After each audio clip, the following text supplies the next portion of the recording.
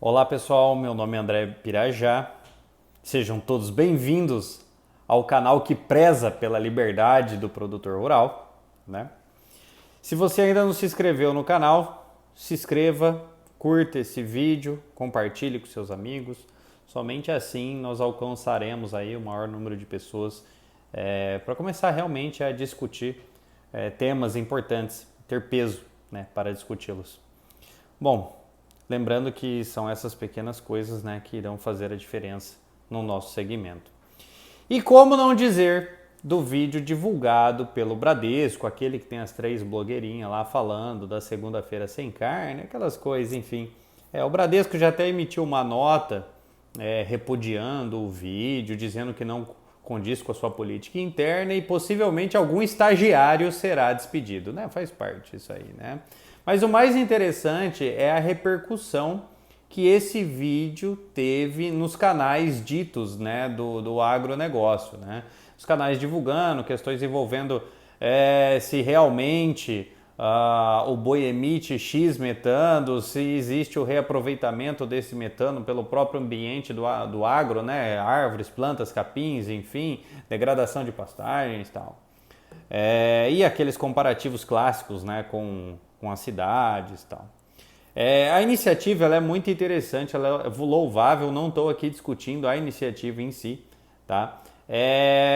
Mas se o intuito dessa iniciativa é tentar proteger o agro, desmistificar o agro, para ele parar de ser atacado, sinto lhe dizer que isso não funcionará.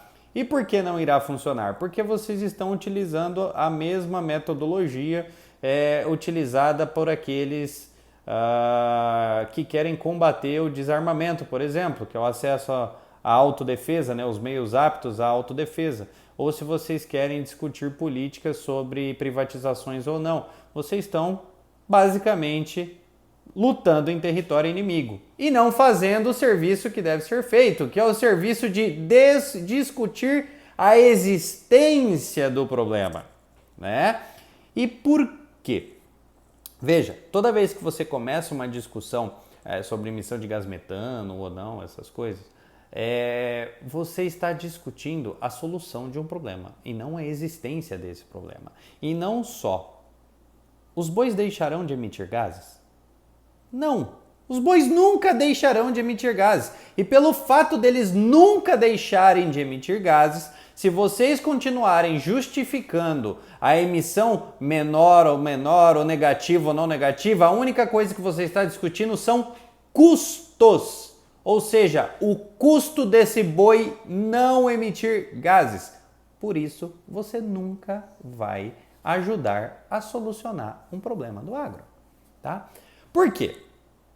Bom, desde já eu quero deixar muito bem claro que um dos melhores estudos que eu já li, tá? É do Evaristo Eduardo Miranda, da Embrapa, vive o agro diariamente, participou do IPCC, o painel intergovernamental da ONU, né, um dos pesquisadores brasileiros. Ele tem um estudo sensacional sobre compensação de metano pelo próprio agro, pastagens, evitar degradação de pastagens, enfim, mas não é isso que eu estou discutindo. Tá? O estudo tem que existir? Tem que existir, mas não é isso. Nós estamos discutindo aqui segunda-feira sem carne. O problema, tá? Tem um destaque, tá, do próprio Evaristo na DBO de 2011, eu acho, se eu não me engano, maio de 2011, que coloca lá os 10 destaques do Brasil no clima. Putz, sensacional! Parabenizo desde já o pesquisador. Mas quando eu digo que os estudos não surtirão efeitos, senhores, é porque ninguém está afim de debatê-los, de contrapô-los. Porque eu fiz diversos comentários em algumas páginas do agro, até do Ricardo Salles, ex-ministro do Meio Ambiente, e ninguém quer discutir. Você cita o assunto, a discussão não é essa. Inclusive, o próprio ministro Ricardo Salles recebeu uma carta aberta de diversos cientistas brasileiros que assinaram discutindo a existência do aquecimento global. E isso ninguém fala, tá?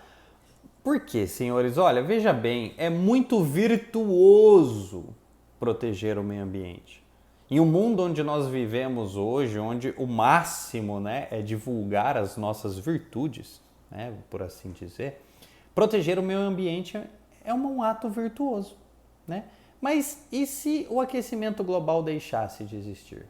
Não haveria mais aquela virtude de proteção do meio ambiente. Vocês já pensaram nisso? Vocês já pensaram em quantas empresas que vivem desse mercado verde deixarão de existir porque elas vivem única e exclusivamente pelo fato de existir o aquecimento global? Quando, na verdade, nós poderíamos pegar, por exemplo, o estudo do próprio Evaristo Miranda, que diz sobre a ruminação dos bovinos, a sua capacidade de aumentar o aproveitamento da massa verde, ou seja, do próprio alimento, ou seja, uma dieta balanceada que emite menos metano, consequentemente, pelos estudos, né, alguns estudos que tem, ela seria muito mais aproveitável pelo ruminante, ou seja, a sua conversão alimento-peso, ela é muito melhor. Veja, se nós discutíssemos isso e não o aquecimento global, nós estaríamos discutindo rentabilidade e não proteção do meio ambiente. E quando eu digo proteção do meio ambiente, eu não estou dizendo aqui, não, nós temos que degradar o meio ambiente. Não. Eu estou discutindo a existência de um problema. A existência de um problema. Tá, isso para não dizer, né, os massivos marketings grotescos daquelas energias nucleares, e todo mundo, alguém já viu, né, o pessoal sempre fala assim, não, porque se nós pudéssemos investir em energia nuclear, que é muito mais limpa, efetiva e tal. Cara, nós temos espaço para construir hidrelétrica no Brasil. E é barato. Tá? Bom, para não falar da retroalimentação de dinheiro público, pesquisas, aquecimento global, todo aquele círculo vicioso de sempre, né? Mas, meus amigos, esse é o problema que ninguém quer discutir. Basicamente é isso. E são por coisas como, para se fabricar uma xícara de café, é necessário consumir 140 litros de água. Eu tenho certeza que o Bradesco inventou aquela calculadora de gases do efeito estufa com base nessa premissa da WWF, né, que calculou, entre aspas, né, vamos assim dizer, que para se produzir uma simples xícara de café seria necessário consumir 140 litros d'água. Né? É fantástico, né, você calcular gases, essas coisas, calcular litro d'água, né? Mas ninguém se pergunta o percentual de metano nos gases do efeito estufa. Para quem não sabe, a presença de metano nos gases do efeito estufa no mundo, né, aquelas projeções, né, que o pessoal gosta de fazer, é de 0,00030. 15%. Nossa, vamos reduzir 30% das emissões de gás metano do Brasil. Beleza.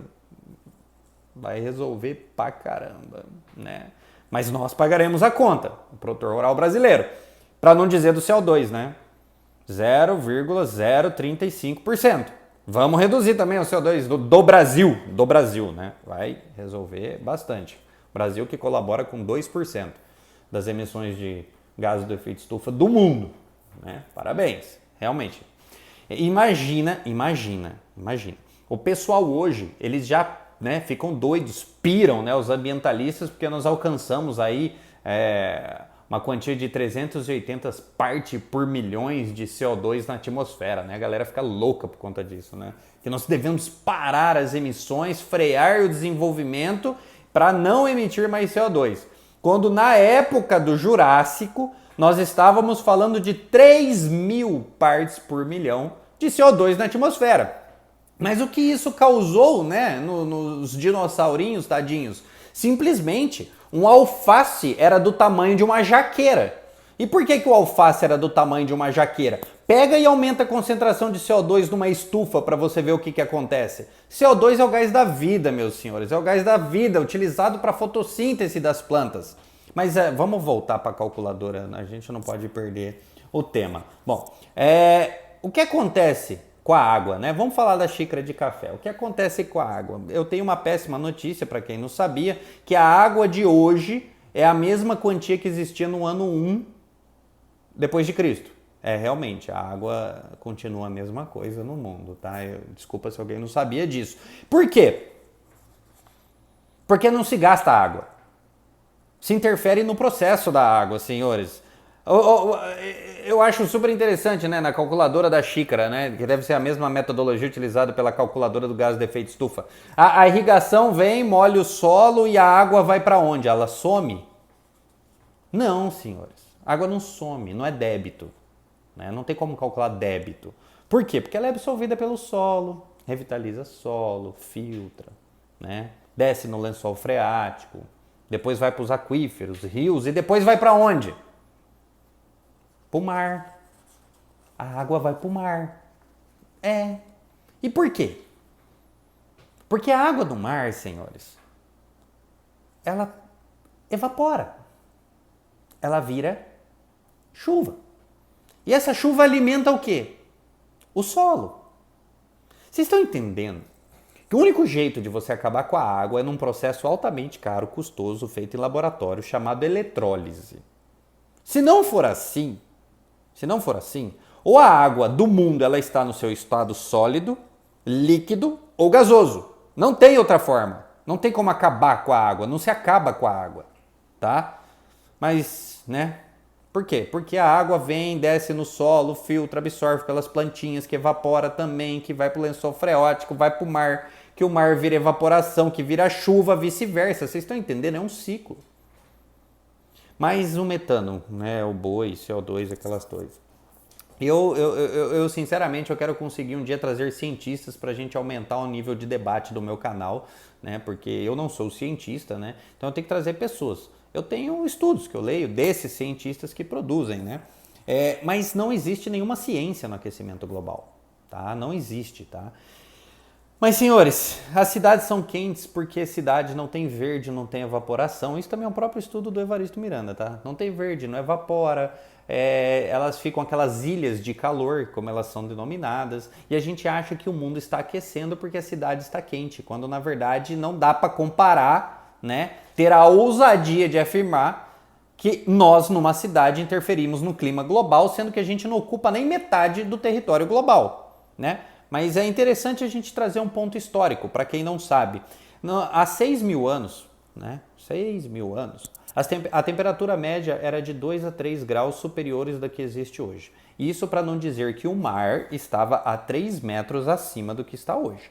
Já na era medieval, as temperaturas eram de 1 a 2 graus acima do que está hoje. Mas André, o que você quer dizer? Que não existe intervenção do homem no clima. O que existe é um círculo, né?